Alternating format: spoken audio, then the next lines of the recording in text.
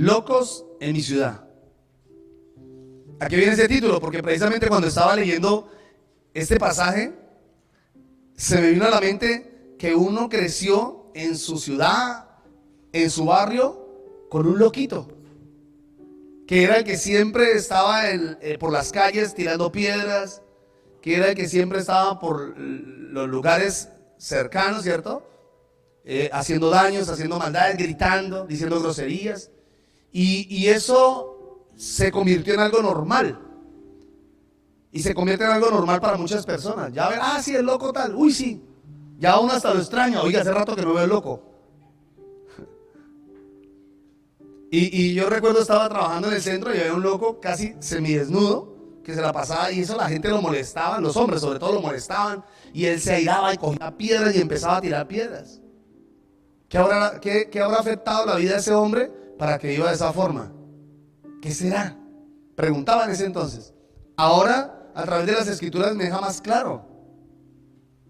Porque no solamente hablemos de ese loquito, de ese loco. Pensemos en los hogares que fracasan. Pensemos en los hijos que caen en las drogas. Pensemos en los divorcios, en el asesinato, en la violencia que surge en nuestra nación. Y también son esos loquitos que ya nosotros los vemos como algo normal. Ya nos parece normal. Sí, se separaron. Eso es normal. Murió. Eso es normal. Pero la Biblia me enseña que no es normal. Si fuera normal, Jesús, ¿para qué perder el tiempo de atravesar un lugar tan distante, tan complicado como era Gadara y liberar a un endemoniado, a un loco? Pero para Dios es importante su casa, su familia, sus hijos y nuestra nación. Quiero empezar con el pasaje aquí. Al inicio dice así: vinieron al otro lado del lago, del mar, a la región de los Gadarenos. Y ahí, antes de eso, porque todo el mundo dice, tremendo el milagro de Jesús, pero nadie se imagina lo que iba a ocurrir antes de ese milagro. O muchos de ustedes no saben qué pasó antes de ese milagro. Y resulta que dice la Biblia que Jesús se montó en una barca con sus discípulos y le dijo a los discípulos, vamos al otro lado del mar, al otro lado del lago. Y se monta con sus discípulos y Jesús se acuesta a dormir. Y los discípulos, qué bueno, maestro está descansando, esta noche va a ser algo tremendo de parte de Dios. Dice que en la mitad del lago empezó una tempestad fuertísima, tremenda. Yo no sé cuántos de ustedes han estado en el mar. Yo he visto esas películas y digo, no, terrible lo que es una tempestad en medio del mar. Uno dice que lo agarra una tempestad en la tierra, no importa, uno corre y busca refugio. Pero ¿qué hace usted en medio del mar? Terrible, no hay para dónde esconderse. Y lo más tremendo es que, ¿qué comparación hay de algo tan extremadamente el mar? Cuando estuve en el mar yo decía, wow, por fin estuve en el mar, casi que lloro viendo el mar, algo tan grande de lado a lado, uno no alcanza, ¿cierto? A mirar allá al fondo porque eso es muy grandísimo. Y la barca algo tan pequeño, tan insignificante. Me estoy haciendo entender, ¿no? Y estaba así, y dice la Biblia que ellos pensaban que iban a morir. Y Jesús se levanta y reprende las olas y el viento. Y estudiando el pasaje, el Espíritu Santo me mostraba por qué Jesús tuvo que reprender al mar y al viento. Recuerde que Jesús iba a liberar a un loco, a un endemoniado. Y no era que dentro de él había un demonio, sino que él mismo dice, yo me llamo ejércitos, que aproximadamente serían 2000 demonios viviendo en una persona. 2000 demonios. 2000 demonios viviendo en una persona. Y cuando el diablo sabe que se le va a ir un hijo suyo, que se va a liberar a un endemoniado, sabe, lanza una tempestad para destruir el barco. O sea, porque no era algo físico, fue algo espiritual. Les he enseñado que hay cosas espirituales que usted tiene que discernir. Como en algún momento, ¿no? En algún momento uno se da cuenta, puede discernir que hay tormentas que no son normales. Hay tempestades que no son normales. Que uno dice, bueno, llovió y listo, fue fuerte el aguacero. pero hay truenos, hay relámpagos, hay tempestades que uno se asusta. Y a veces ese susto es por algo espiritual que está ocurriendo en los aires. Y hay que discernir eso. ¿Por qué? Algo que me enseñaba el Señor, dos cosas. La primera es que Jesús iba a entrar a un territorio totalmente demoníaco, como era Gadara. Voy a enseñarles algo. Gadara era una región, una de las ciudades que formaban Decápolis, que literalmente son 10 ciudades. En la antigüedad, esta región, al oriente del mar de Galilea, había formado parte del territorio que Moisés había dado en herencia a la tribu de Rubén y a la media tribu de Manasés y a la de Gad. En el libro de Números dice la palabra que la tribu de Gad y de Manasés y de Rubén le dijeron a Moisés: Moisés, déjenos quedarnos aquí. Nosotros no vamos a atravesar al otro lado, el del Jordán. Déjenos aquí. Nosotros queremos establecernos aquí porque tenemos ganado y queremos quedarnos aquí y que Dios nos entregue esta tierra. Entonces Moisés les dice: ¿acaso ustedes no van a ir a pelear con los demás para que tomen posesión de la tierra? Y ellos dicen: sí, vamos a ir a pelear con ellos. Vamos a tomar las tierras, pero vamos a devolvernos y nosotros nos quedamos aquí, nos vamos a establecer con nuestras familias. Y eso hicieron. La tribu de Gad y los demás se establecieron ahí. O sea, quiere decir que ellos nunca cruzaron el Jordán. No cruzaron el Jordán. Y esto hablaba a mi corazón. Y es que si no cruzamos el Jordán, podemos caer en ese riesgo de perder todas las experiencias, todo lo que Dios nos quiere enseñar. Hay momentos donde Dios nos quiere llevar a otros niveles espirituales. Pero por no querer cruzar, por no dar ese paso de fe y seguir avanzando con Dios, por temor a muchas cosas, vamos a caer en lo que cayeron ellos, en un paganismo. ¿Por qué? Porque resulta que con el pasar del tiempo vinieron los griegos y se establecieron ahí y empezaron a mezclarse. Hubo una mezcla de paganismo. O sea, los judíos puros se mezclaron, terminaron mezclados con otras naciones. Y estas naciones, sobre todo los griegos, llegaron con todas sus inmundicias, con sus ídolos y sus dioses. Y establecieron también templos para adorar a sus dioses. Entonces lo que al principio fue algo bueno, se terminó convirtiendo en algo malo, porque nunca quisieron cruzar el Jordán. ¿Cuánto me están entendiendo? Entonces quiere decir que Jesús iba a entrar a un territorio que ya no les pertenecía antes a los judíos, sino que ahora pertenecía a una mezcla, donde había paganismo, idolatría y donde había un principado gobernando esa nación. Entonces no iba a ser cosa fácil llegar a ese territorio. Y lo tremendo de todo esto es que cuando hay paganismo, no crea que a la iglesia en cierta manera la afecta. Porque para el mundo es normal ver al alcohólico, para el mundo es normal ver a la prostituta, al borracho, al loquito. Para el mundo eso es normal, pero para la iglesia nunca se puede convertir en algo normal. La iglesia es el único medio que Dios usa para deshacer las obras del diablo. Y si empezamos a ver esas cosas normal, pues terminamos adaptándonos a ese sistema. Y terminamos haciendo lo mismo. Hacemos cultos a Dios, pero con un enfoque completamente apartado, pagano.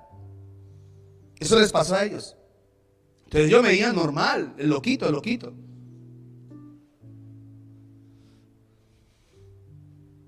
Y lo tremendo es que cuando llega Jesús, las cosas cambiaron.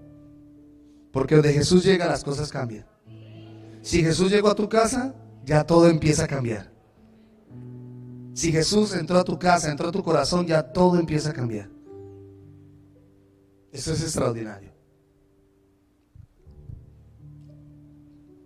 Había un hombre dominado por demonios, dominado por una legión que lo dañaba, lo hería y lo lastimaba. ¿Cómo lo veía el mundo? Como normal. ¿Cómo lo tiene que ver la iglesia?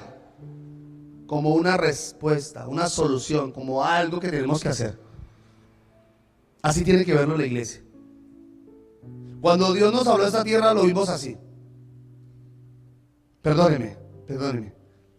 Pensamos: Señor, ¿cuántos loquitos necesitarán de tu palabra? ¿Cuánta gente que está ciega espiritualmente necesitará de tu palabra? ¿Cuánta gente que está en problemas? ¿Cuánta gente que está vendado por un principado, Señor, necesita de la palabra? Y fue un desafío llegar a esta tierra, porque así como Jesús se dio cuenta que había algo espiritual y que tenía que enfrentarse a un principado primero, algo espiritual para poder libertar a este hombre, así la iglesia tiene que hacerlo. ¿Usted quiere ver a su familia libre? Tiene que enfrentarse a lo espiritual. Tiene que levantarse espiritualmente. Tomar las armas que Dios nos ha entregado, que es la oración, el ayuno, la palabra, venir a la iglesia. ¿Para qué? Para conquistar. ¿Qué más nos muestra que esta tierra había sido mezclada con el paganismo? Pues precisamente el hato de cerdos que había allí. Porque recuerden que para los judíos los cerdos son inmundos.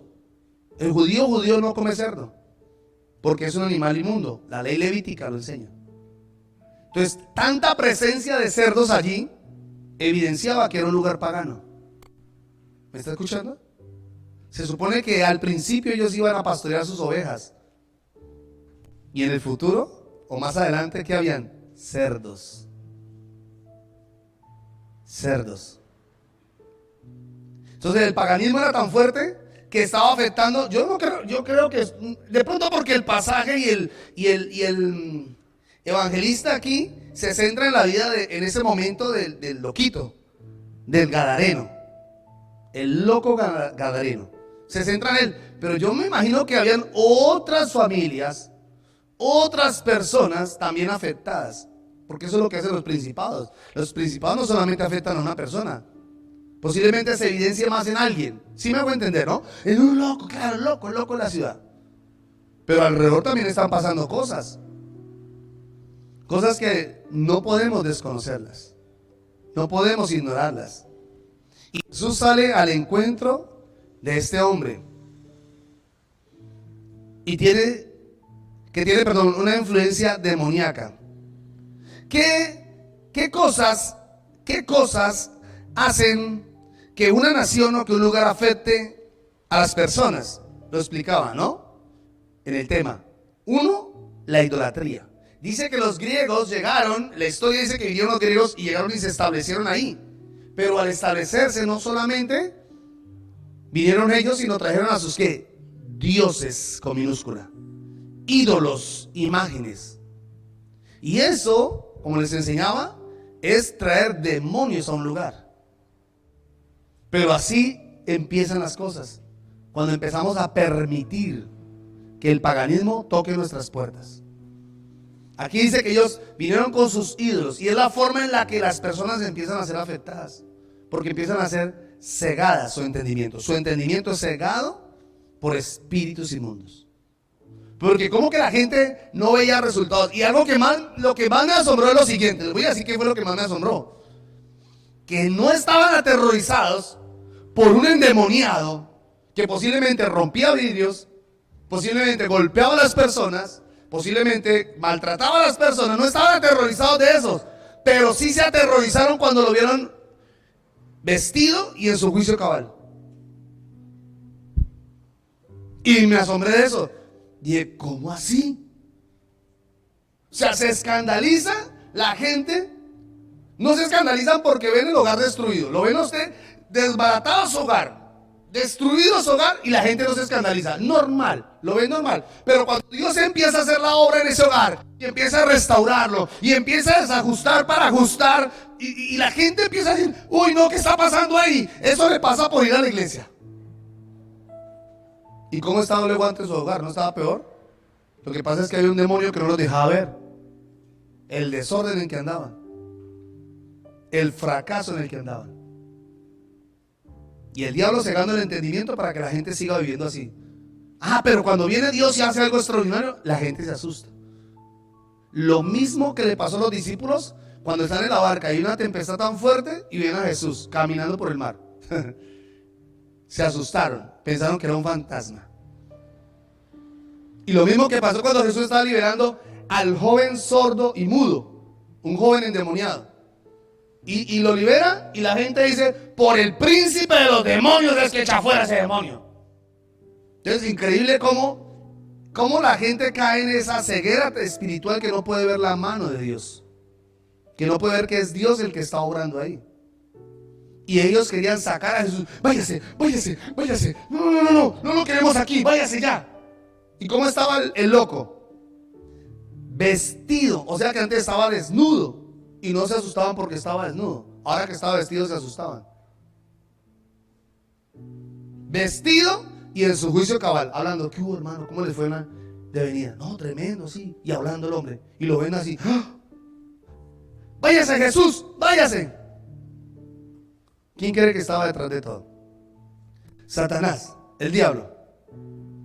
Porque cuando la gente empieza a idolatrar, cuando la gente empieza con sus hechicerías y brujería, más paganismo trae a una nación, más paganismo trae una casa.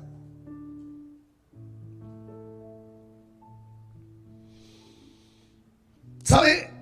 Por eso, cuando vino ese juicio contra Haití, que muchos de ustedes escucharon cómo en Haití hubo un terremoto,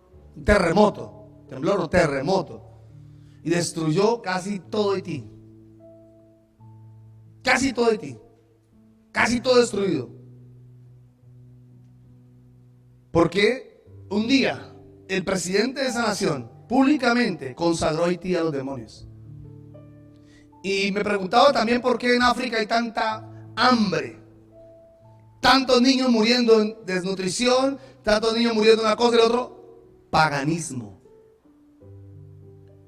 Porque les decía que los demonios son territoriales y ellos se establecen en un lugar. Y cuando se establecen, ¿qué vienen a traer? ¿Bendición? Maldición, destrucción, ruina, hambre, pobreza. Eso es lo que trae. Y la iglesia tiene que estar atenta a eso, cuidado a eso, para no caer en lo mismo. Permitir ciertas cosas que a veces vienen en nuestra familia. Yo recuerdo una ocasión, cuando mamá ya había consagrado su casa a Dios. Ya mis hermanas le servían al Señor. Solo faltaba yo. Estaba a punto de llegar al camino del Señor. Y llegaba otra familia, mi otra familia, con licor, porque esa era mi debilidad. Con licor a mi casa. Llegaban así, con las botellas aquí. Bueno, Saturia, venimos a armar la pachanga.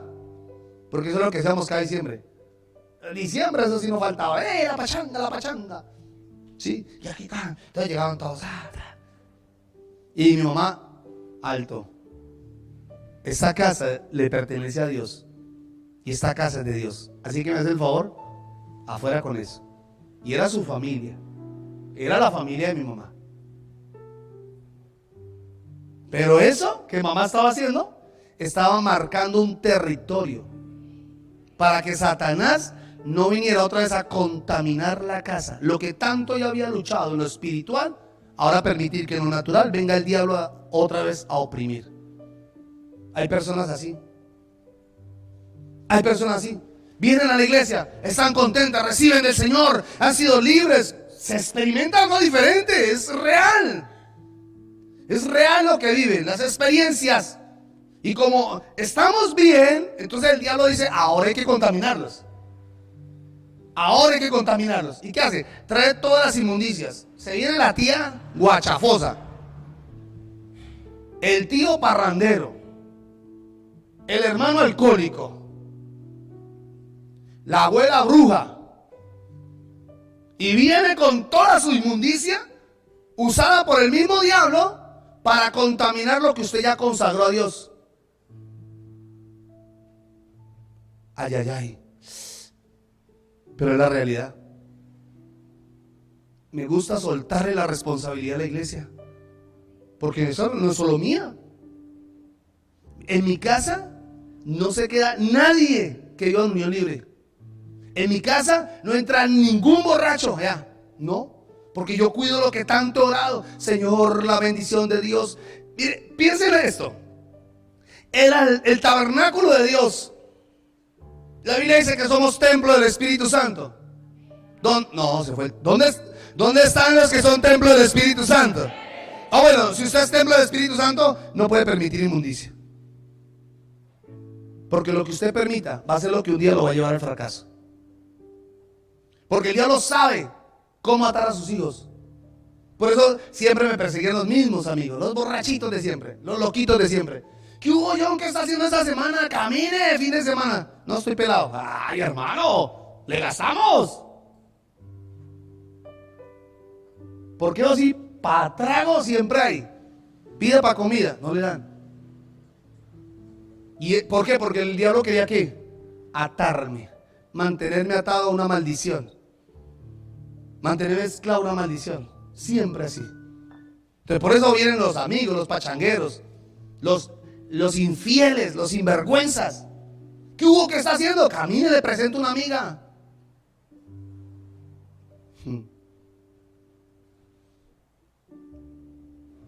Y permitimos esas cosas para la destrucción de nuestro propio hogar. Así empezó. Dios les entrega a Gad, a Rubén y a la media tribu de Manasés la posesión de la tierra. Dice que eran pastos hermosos donde ellos pastoreaban sus ganados, sus ovejas. Y empezaron a llegar los griegos y otras culturas, otras naciones paganas. ¿Qué están haciendo? Venga, déjenos vivir con ustedes, emparentemos. Yo le presento a mi hija, usted me presenta a su hijo, y así empezaron a hacer eso. Y se mezclaron y trajeron todo el paganismo. Y esa nación o ese lugar que había sido entregado por Dios para que fuera una bendición, se terminó convirtiendo en un centro pagano, en una nación pagana donde habían endemoniados, brujos, hechiceros, donde había destrucción y maldición.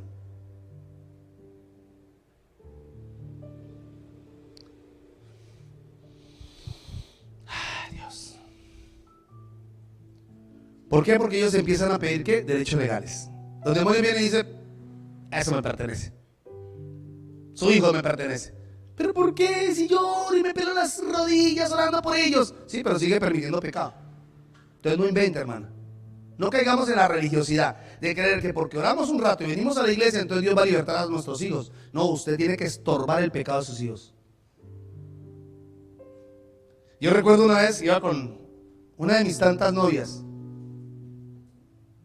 cuando era feo, no tenía gracia de Dios, era feo. Y el diablo me mandaba mujeres.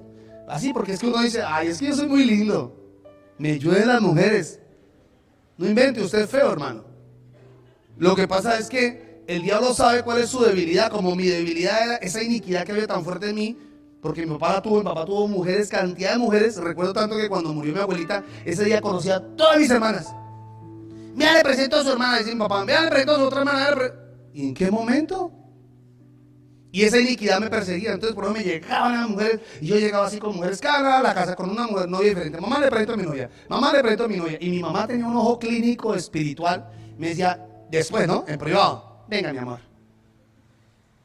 mira mi vida, usted es un escogido de Dios, y esa mujer no es para usted. Y me las espantaba. Ya, mamá, es que usted me quiere ver soltero. Ah, mamá, y me ponía bravo con mi mamá.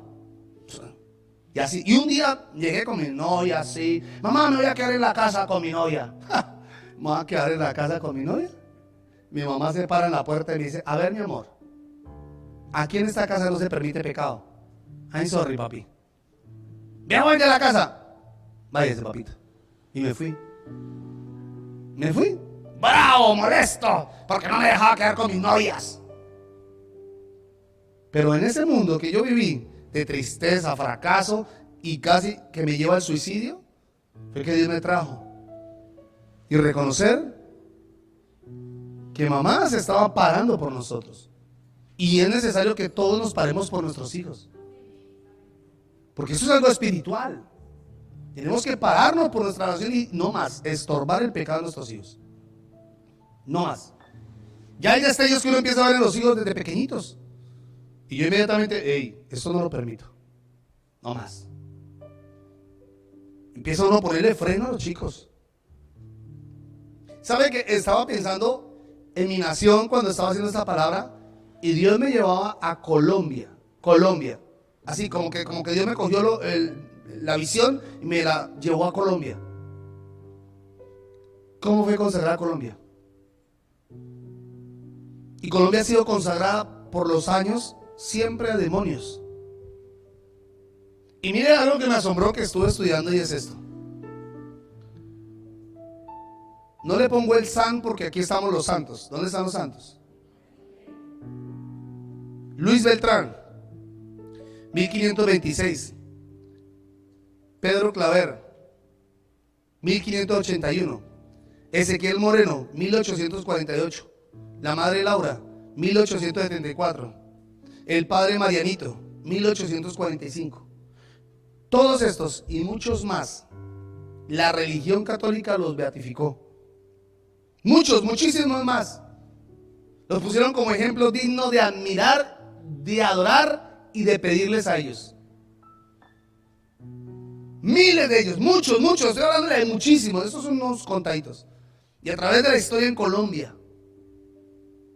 Y por eso ruina, y robos, y atracos, y maldición, y enfermedad, y divorcio, y separación. ¿Por qué? Porque la gente nunca acudía a Dios, acudía a un santo, a un demonio. Porque no son personas vivas, son personas muertas.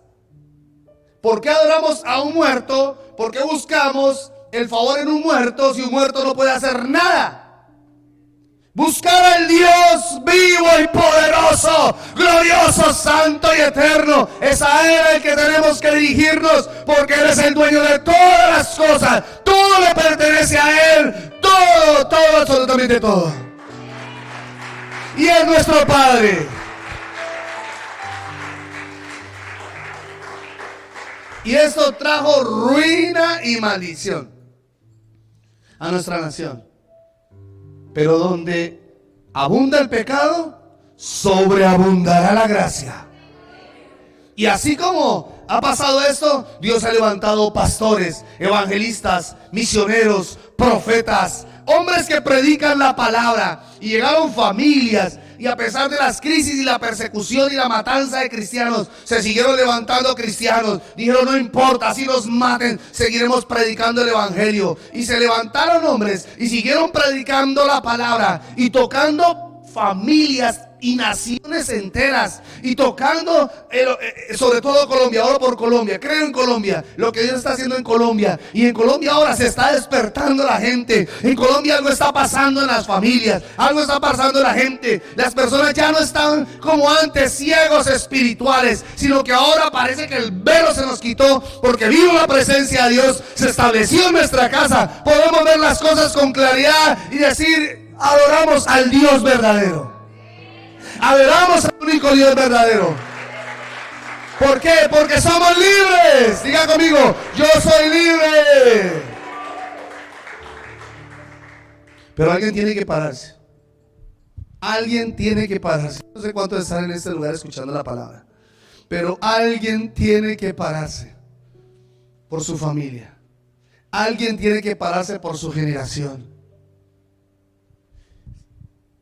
Si no lo haces, la maldición continuará. La maldición seguirá. Y seguiremos viendo lo mismo de lo mismo. Cada vez que prendamos la televisión, las noticias, vamos a ver muerte, violencia, abusos, violación, crisis, problemas, todo el tiempo. Ese es el común denominador de las noticias. Todo el tiempo, lo mismo, de lo mismo. Hace rato yo no veo televisión. Hace rato no veo noticias. Qué pereza. Muerte, fracaso, destrucción, violencia, muerte, destrucción, violaron, mataron, asesinaron, violaron, mataron, asesinaron. Los periódicos mataron, en primera plana, la muerte de alguien, rindiendo culto a la muerte. Pero la iglesia, los entendidos, nos hemos salido de eso. Los entendidos hacemos lo que hizo Jesús: liberar loquitos. Vamos, diga conmigo: Dios me va a usar para liberar a algún loco. Vamos, dígalo: Dios me va a usar para liberar a algún loco. Y si ese loco es su marido, téngalo por seguro que el Señor va a romper muchas cadenas. Dijo una vez una mujer: estoy cansado de que mi marido tome. Estoy cansado de que mi marido se gaste el dinero en trago. Y cuando llega pelado a la casa. Y cuando llega borracho a golpear, a gritar, a maldecir. Estoy cansado de eso, me dan ganas de agarrar y darle una garrotera. Y le di una garrotera. Ojo con eso, mujeres, no van a tomar el ejemplo, ¿no? Y el pastor ahora sí me dio la solución. Agarro el garrote y lo doy a sinvergüenza hasta que mejor dicho. No, ¿y qué hizo esta mujer? Cogió una tabla, un garrote, lo amarró borracho y le dio una pela y arrancó a correr. Es un testimonio real. Y se fue a la casa de una amiga que era cristiana, que le había predicado la palabra. Y el hombre, bravo, pasaron unos días, bravo, dijo: yo me encuentro a esa mujer y la acabo. Y ella ni por allá ni asomarse. Y aquella mujer empezó a predicarle la palabra, a predicarle la palabra, a hablarle la palabra, a hablarle la palabra a ella. Tienes que empezar a cambiar tu vida. Tu hogar tiene que cambiar, pero tú tienes que cambiar. Empieza por ti, empieza por ti, empieza por ti. Deja de dar cantaleta, deja de pelear. Empieza a llenar tu casa de presencia de Dios. Canta, alaba a Dios. Y empezó a decirle, y le dice: ahora vuelve a tu casa. Y esa mujer se fue a la casa. En ese momento no estaba, pero el esposo llega de trabajar y la ve y no le dijo nada. Tenía la casa arregladita, bonita, todo perfumado en la casa. Había esa mañana adorado a Dios, puesto alabanzas, y el ambiente estaba diferente. El esposo llegó calmado. Le tenía su tinto, su comida, no decía nada. Y resulta que ella empezó a ir a la iglesia. Y un día llegó llorando, cansada tal vez, porque posiblemente no vas a ver eso al otro día. No es así. Pero si sigues, insistes, vas a ver la gloria de Dios. Y ella cansada tal vez, como toda mujer que se cansa, todo hombre que se cansa de pedirle a Dios a veces seguido. Dice la historia, ella cuenta la historia, que se fue al altar un día y cayó y empezó a llorar. De rodillas lloraba. Y le decía al Señor: Señor, yo he orado por mi esposo, he clamado porque quiero ver un hombre diferente, he hecho lo que tú me has pedido, he callado, he sido humilde, cuando me grita callo, no digo nada. Señor, he hecho todo. He orado por la ropa de mi esposa, porque ella cuenta la historia que ella cogía la ropa del esposo y la abrazaba y le decía: Señor, cuando mi esposo se ponga esta ropa, que sienta tus manos. Y cogía los calzoncillitos. No como le enseña el brujo, ¿no? Vaya a hacerle guagadura de calzón para que lo pegue. No, así no. Señor, bendice a mi esposo, guarda su vida sexual, apártalo de cualquier mujer ajena. Y empezó a orar. Y oraba con sabiduría, con entendimiento.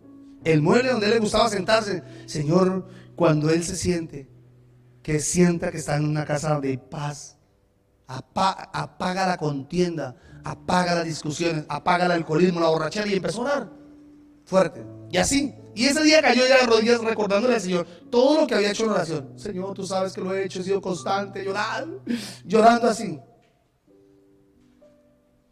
Uy, eso me conmueve mucho. Y cuando ella, en la historia cuenta ella, que estaba llorando así, y empezó a escuchar que alguien estaba detrás de ella llorando. Detrás de ella, llorando, a moco tendido, llorando. Cuando ella estaba tan conectada en oración, y estaba muy conectada en oración, cuando al rato quiso voltear a ver quién estaba llorando con tanta insistencia atrás, y volteó a ver, y era el esposo. Había escuchado todo lo que la esposa decía. Y él le dijo, la abrazó, la lloró muchísimo, le pidió perdón. Le dijo: con razón, cada vez que yo ponía mi ropa e iba a ir a tomar, sentía algo que me decía: no hagas eso. Vuelva a su casa, ame a su esposa.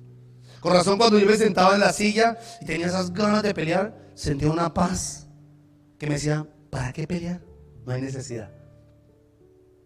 Pero todo lo que ella hizo en oración, Dios se lo contestó, Dios se lo respondió. Ahí, y es hora, de levantarnos por nuestra familia. Es hora de levantarnos por nuestra generación. Somos entendidos, entendemos lo que está pasando. Entendemos cómo Satanás opera en este mundo. y cómo el diablo está atando cientos de personas. La forma no es pelear y no es debatir con ellos. La forma es, vamos a ganarnos en lo espiritual. Vámonos de rodillas aquí ante Dios y a pedirle al Señor, porque Dios nos va a entregar a nuestra familia, Dios nos va a entregar a nuestra nación. El Señor va a hacer cosas extraordinarias en esta tierra. ¿Cuántos lo creen? Digan amén, digan gloria a Dios, porque así es, el Señor lo va a hacer.